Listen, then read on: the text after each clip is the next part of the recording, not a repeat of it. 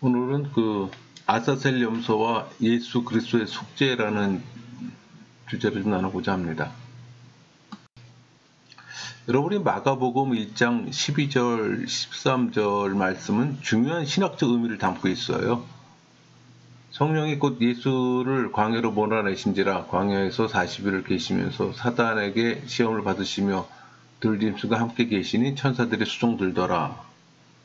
그러니까 사단의 참소로부터 죄인을 자유케 하는 그 예수님의 사역이 담겨 있어요.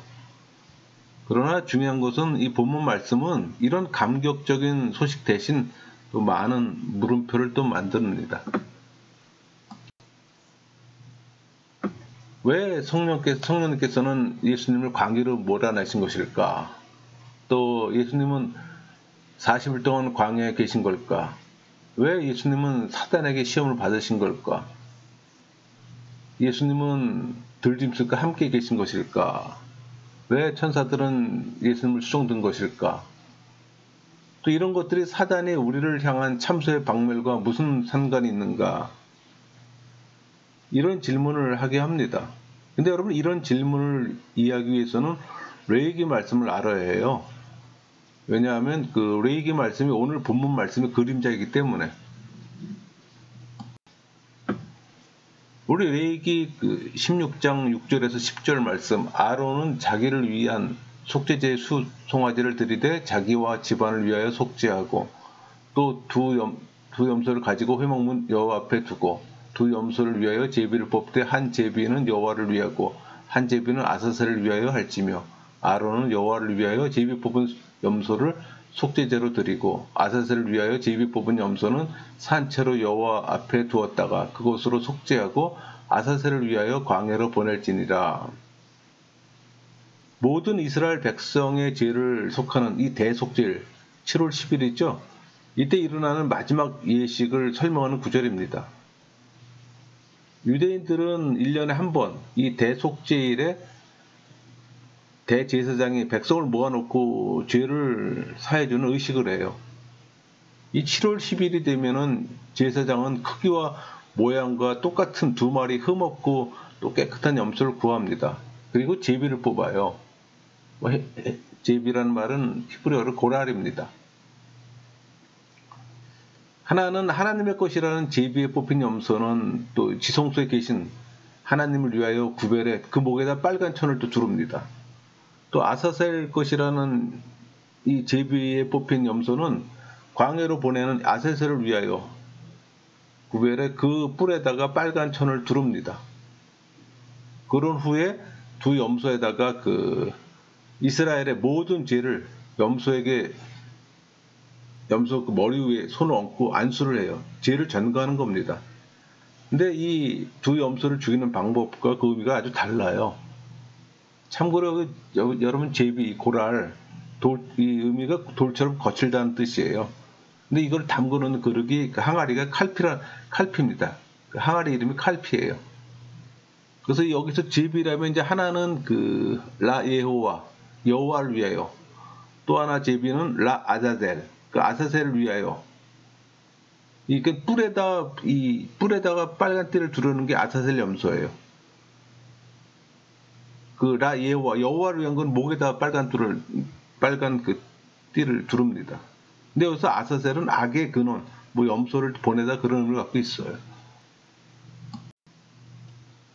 제사장은 하나님을 위해 구별한 이 염소의 각을 뜬 후에 그 육체는 성문 밖에서 불사르고 그 피는 지성소로 가지고 들어가서 언약궤에 뿌려요. 그럼 지성소 안에 있는 하나님의 셰키나의 영광이 또 가득 차게 되고, 이는 또 이스라엘의 죄가 속해져 하나님의 진노가 사라졌다는 걸 또 상징합니다.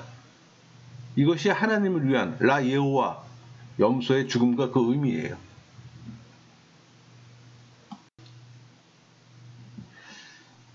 그리고 제사장은 이 아사셀을 위해 준비한 염소를 광야로 몰아내 굶어 죽게 하거나 또 들짐승들에게 찢겨 죽게 합니다. 절대로 돌아올 수 없는 완전 무인 지경에 이르러 또 깜깜한 밤에 그 염소를 또 버려두고 와요. 결국 그 염소는 굶주림으로 죽거나 또 맹수의 밥이 됩니다. 그때 그 염소뿔에 달린 빨간 리본이 또 하얗게 변하게 되고 또 이스라엘을 향한 사단의 참소가 더 이상 합법적이지 못함을 또 상징합니다. 바로 이것이 우리 마가복음 아까 읽었던 1장 12절 13절의 그림자인 레위기 16장 7절에 17 레위기 16장의 7절부터 10절까지 그 의미입니다. 그렇다면 여러분 당연히 떠오르는 질문이 있어요. 그 아사셀은 누구이고 그에게 염소를 보낸 이유는 무엇이며 또 그를 위한 염소는 무엇을 나타내는가, 이런 질문을 할 수 있잖아요. 바로 이것이 오늘 본문을 풀 수 있는 열쇠입니다.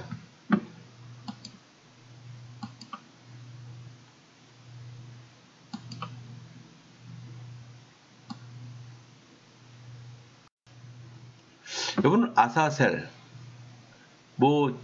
쫓겨난 귀신, 추방당한 악령의 뜻을 갖고 있는 히브리어 아사셀의 그 유마어로 그 타락한 천사의 그 우두머리인 사탄을 나타내요. 이 아사셀은 속죄의 염소, 떠나는 염소, 보낸다는 뜻을 갖고 있습니다. 그 아사셀은 모세 이전의 사람들이 타락한 천사들의 우두머리인 사탄을 말할 때 사용했어요. 또 유대인들도 이 사탄을 말할 때 그들 문헌에 또 사용했습니다. 그러니까 아사셀이란 광야에 거주하는 사탄을 나타내는 거예요.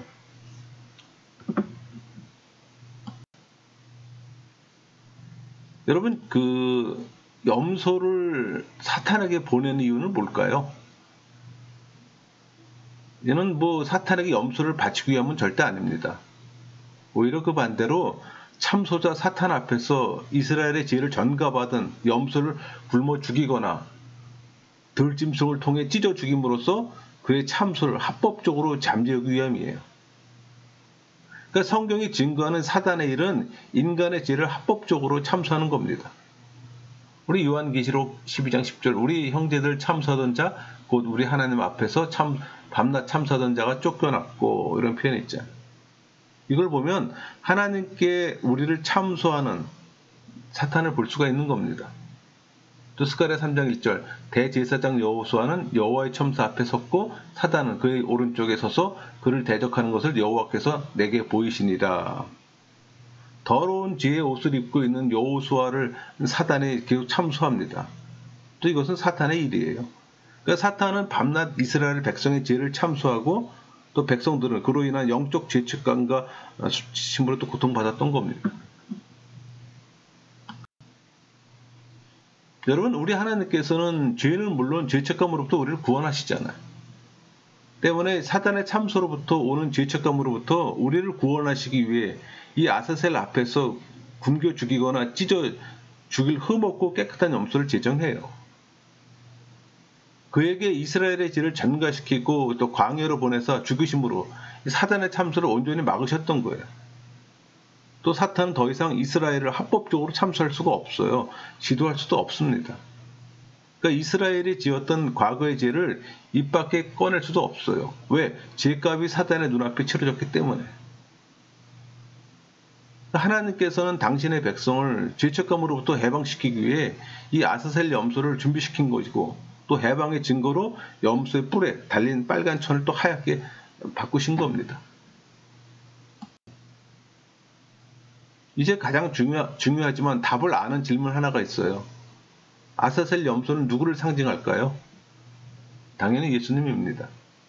예수님께서 인간의 죄를 대신 지고 광야에 나가 사단의 앞에서 찢겨 돌아가심으로써 인간을 향한 사단의 참소를 합법적으로 잠재우실 아사셀의 염소라는 겁니다. 여기에 지혜가 있어요.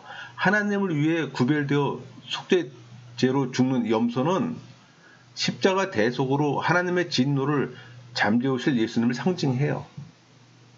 또 아사셀을 위해 구별돼 광야에서 굶거나 찢겨 죽는 염소는 사단의 참소를 잠재울 십자가에 죽은 예수님을 또 상징합니다.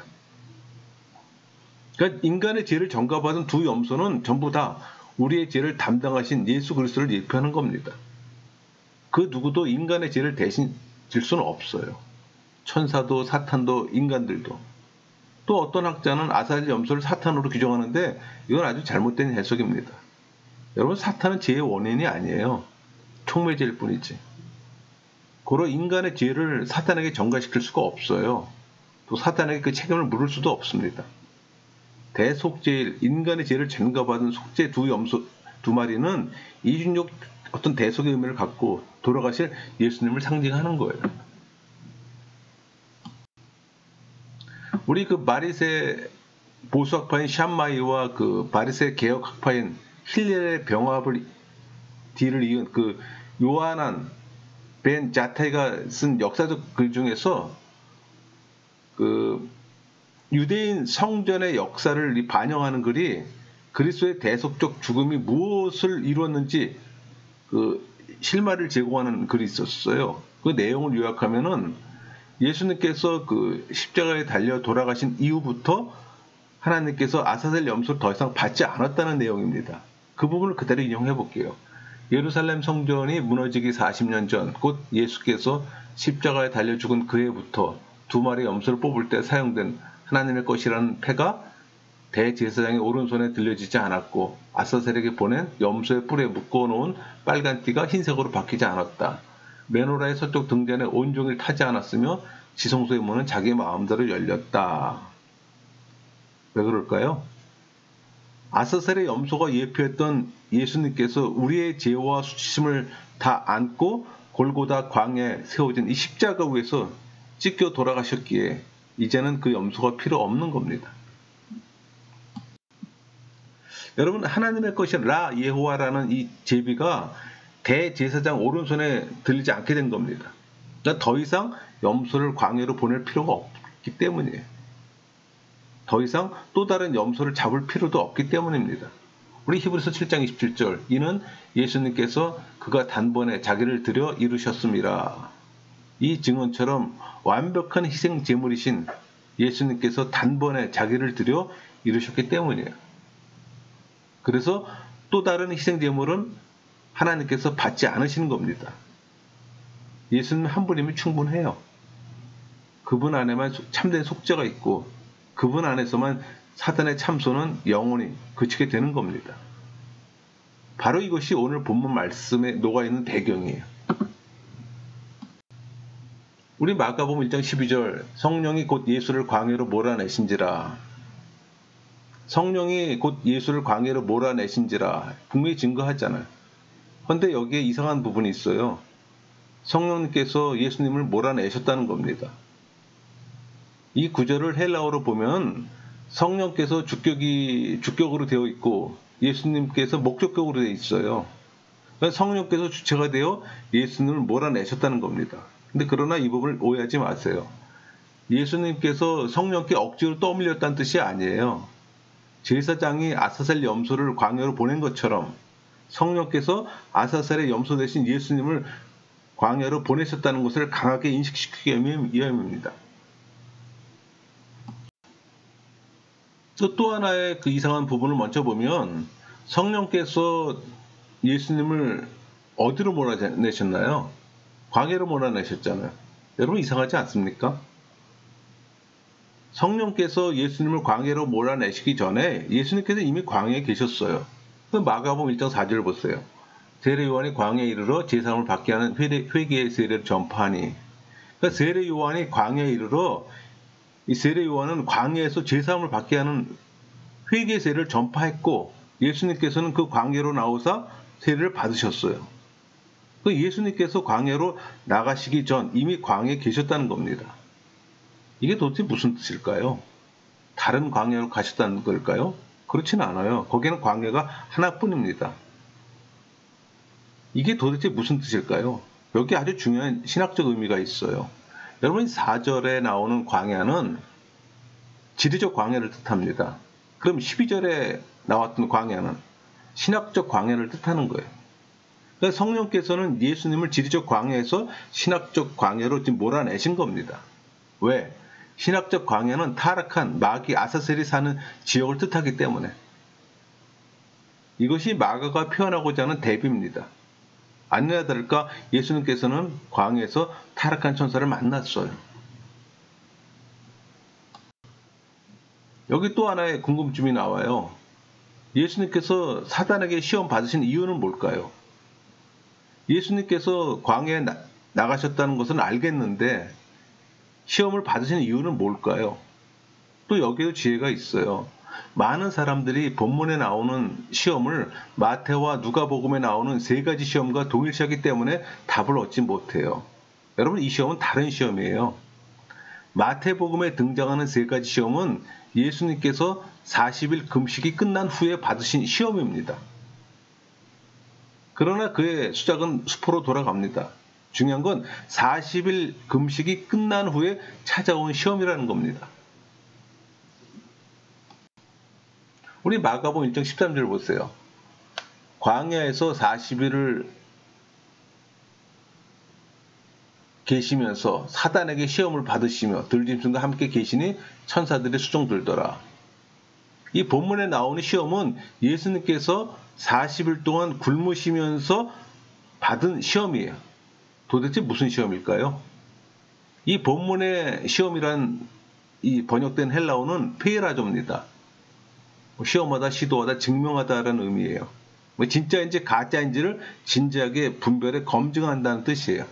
즉 다른 말로 전지전능하지 못한 사탄은 정말 예수님께서 레위기 16장에 예표하는 그 아사셀 염소가 될 수 있는 자격이 있는지 없는지를 몰랐기에 40일 동안 면밀히 조사해 검증했다는 겁니다. 왜? 그의 참소가 합법적으로 박멸되기 위해서는 예수님께서 죄가 없으신 아사셀 염소이어야만 하기 때문에. 그러니까 사단도 그의 참소가 합법적으로 되기 위해서는 하나님께서 어떤 속죄제를 준비해야 하는지를 알았어요. 그래서 예수님의 죄를 찾기 위해 40일 동안 샅샅이 뒤진 겁니다. 헬라어 성경은 사단이 40일 동안 하루도 빠지지 않고 예수님을 조사했음을 암시해요. 그만큼 집요하게 조사한 겁니다. 그렇다면 왜 40일일까요? 여러분, 유대인에게는 이 40이라는 숫자는 4라는 땅의 숫자와 10이라는 하늘의 숫자가 곱해진 것으로서 충분히 충만하다는 의미를 띠고 있어요. 그러니까 사탄은 예수님을 40일 동안 하루도 빠지지 않고 충분히 검토한 겁니다. 그러니까 유대인에게 있어서 이 40일이라는 날짜는 인간이 밥을 먹지 않고 견딜 수 있는 최대의 날수를 상징했어요. 그래서 모세도 40일 굶었잖아요. 엘리야도 40일 굶었어요. 그러니까 예수님도 40일 굶으셨어요. 그러니까 마귀는 인간이신 예수님께서 굶어 돌아가기 직전까지 샅샅이 조사한 것이고 결국 그분의 죄 없음을 시인한 겁니다. 이때부터 마귀의 태도는 돌변합니다. 예수님께서 죄가 없다는 것을 발견한 마귀는 그분을 죄짓게 해 아사셀 염소가 될 수 없도록 하기 위해 시험을 던지기 시작한 거예요. 돌을 떡으로 만들어라. 예루살렘 성전에서 떼어내려라. 나에게 절하라. 마가는 여기에서 더 깊이 들어가 다른 복음서에서 찾을 수 없는 사건 하나를 기록합니다. 그것은 예수님께서 들짐승과 함께 계셨다는 거예요. 들짐승은 표범, 자칼, 늑대, 여우, 곰 그런 것들입니다. 그러니까 광야에 나간 아사셀 염소를 찢어 죽인 야생 동물을 나타내는 거예요. 또 이는 예수님과 아사셀 염소를 연결하기 위한 또 마가의 의도입니다. 그러니까 성령께서 예수님을 광야로 몰아내셨어요. 왜?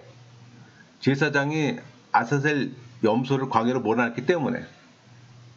또 예수님께서 광야에 있는 사탄에게 보내주셨어요. 왜? 염소가 아사셀에게 보내졌기 때문에. 또 예수님께서 40일 동안 광야에서 금식하셨어요. 왜? 아사셀 염소가 광야에서 굶어 죽었다는 걸 상기시키기 위함입니다. 또 예수님께서 들짐승과 함께 계셨어요. 왜? 아사셀 염소가 들짐승에게 찢겨 죽었다는 걸 상기시키기 위해요. 그리고 예수님께서는 구약의 예언처럼 십자가 위에 찢겨 돌아가실 것을 택하사 사단의 참소를 영원토록 박멸하셨어요. 바로 이런 선전포고를 하시기 위해 예수님께서는 광야로 나가셨던 겁니다. 참고로 요단강 위에 이쪽 여리고 쪽에 있는 쪽 광야 화란타니아라고 합니다. 저 지역을. 저 지역에는 여우, 이리, 표범, 멧돼지, 뱀들이 아주 서식하기 알맞은 곳이라고 합니다. 또 하나의 중요한 사건이 있어요. 천사들이 예수님을 수종듭니다. 여기 수종이라고 번역된 헬라어 디아코네오, 음식을 가져다 주다 섬기다 뜻으로 미완령 능동태입니다. 이것은 40일을 굶으시면서 검증받으시고 또 3가지 시험을 승리로 끝내신 예수님께 천사들이 음식을 또 가져다 주면서 섬기기 시작했다는 뜻이에요. 여기도 여러분 신학적 지혜가 있어요. 요세푸스 그 전쟁사를 보면은 전쟁을 승리로 이끈 장군이 원수의 영토에서 음식을 먹으며 승리를 축하합니다. 그러니까 적진에서 음식을 먹는다는 것은 완전한 승리를 또 의미하는 겁니다. 이런 문화 속에 자란 시편 기자도 23편에 원수 목전에서 밥상을 차려 먹는다고 표현하잖아요. 그게 23장 5절이잖아요. 주께서 내 원수의 목전에서 내게 상을 차려주시고. 그러니까 사단의 시험을 이기신 예수님께서는 아사셀의 영토였던 이 광야에서 천사들의 수종을 받아 또 음식을 드심으로써 이 당신의 온전한 또 승리를 예표함과 동시에 선전포고를 하신 겁니다. 그래서 마태복음 12장 43절 더러운 귀신이 사람에게서 나갔을 때 물 없는 곳으로 다니며 쉬기를 구하되 쉴 곳을 얻지 못하고 이렇게 표현되어 있잖아요. 그러니까 귀신이 물 없는 곳을 다니며 쉬기를 구하는데 쉴 곳을 얻지 못했어요. 그럼 물 없는 곳은 어딜까요? 이건 영적 광야를 말하는 겁니다. 그러니까 귀신들이 영적 광야를 돌아다니며 쉴 곳을 찾았지만 얻지 못했어요. 왜? 광야는 귀신의 대장인 아사셀의 거주지였어요. 그러나 이제는 아니에요. 왜? 예수님께서 광야를 정복하셨기 때문에. 광야는 더 이상 사단의 거주 장소가 아니에요. 광야는 하나님께서 정복하신 예수님의 땅이기 때문에. 그러니까 예수님께서 공생애를 시작하기 전에 모든 광야를 다 정복하셨다는 겁니다. 여기에 신학적 복음이 들어있어요. 사단은 예수님께서 공생애를 시작하기도 전에 패배했다는 겁니다. 그것도 완전히 패배했어요. 그는 첫 번째 아담을 넘어뜨렸던 것처럼 두 번째 아담인 예수님을 넘어뜨리려 했지만 실패했잖아요. 여러분, 아담은 죄 없이 사탄을 만났고 예수님은 세상 죄를 짊어지고 사탄을 만났잖아요. 근데 아담은 넘어졌고 예수님은 승리했어요. 대비가 되죠? 또 아담은 사탄이 찾아와서 시험받았고 예수님은 사탄을 찾아가서 시험받으셨어요. 근데 아담은 넘어졌고 예수님은 승리했어요. 또 아담은 낙원에서 시험받았고 예수님은 광야에서 시험받으셨어요. 근데 아담은 넘어졌고 예수님은 승리했어요. 또 아담은 동산의 모든 과일을 실컷 먹으며 시험받았고 예수님은 40일 굶으시면서 시험받으셨어요. 결과는 아담은 넘어졌고 예수님은 승리했습니다. 좋은 대비. 또 아담은 돕는 배필과 함께 시험받았고 예수님은 홀로 시험받았어요. 결과는 아담은 넘어졌고 예수님은 승리했습니다. 또 아담은 모든 동물과 평화로울 때 시험받았고 예수님은 거친 야생 동물 속에서 시험받았어요. 그러나 아담은 넘어졌고 예수님은 승리했습니다. 그러니까 시험에 넘어진 아담은 에덴에 쫓겨났지만 시험에 이기신 예수님께서는 광야에서 사단을 떠나보내셨어요. 아담은 사단에게 참소 받았지만 예수님은 사단의 참소를 박멸했어요. 그러니까 우리의 영원한 원수 참소자 사탄의 입을 영원히 막으시겠다는 예수님의 선전포고가 광야에서 이루어진 겁니다. 그리고 드디어 예수님의 공생애가 시작된 겁니다. 여러분, 이 말씀이 우리에게 주는 지혜는 뭘까요? 예수님께서는 사단의 일을 완전히 확실하게 멸하셨다는 겁니다. 그러므로 우리의 죄뿐 아니라 죄책감까지도 거둬두셨다는 거예요. 그러니까 예수님께서 굳이 광야로 나가신 이유는 뭘까요? 또 그곳에서 사탄에게 수모를 겪으신 이유는 또 뭘까요? 또 40일 동안 굶으신 이유는 또 뭘까요? 또 들짐승과 함께 계신 이유는? 그리고 골고다에서 세워진 십자가 위에 벌거벗고 찢겨 죽으신 이유는 뭘까요? 우리의 수치심과 죄책감까지도 거두시기 위함입니다.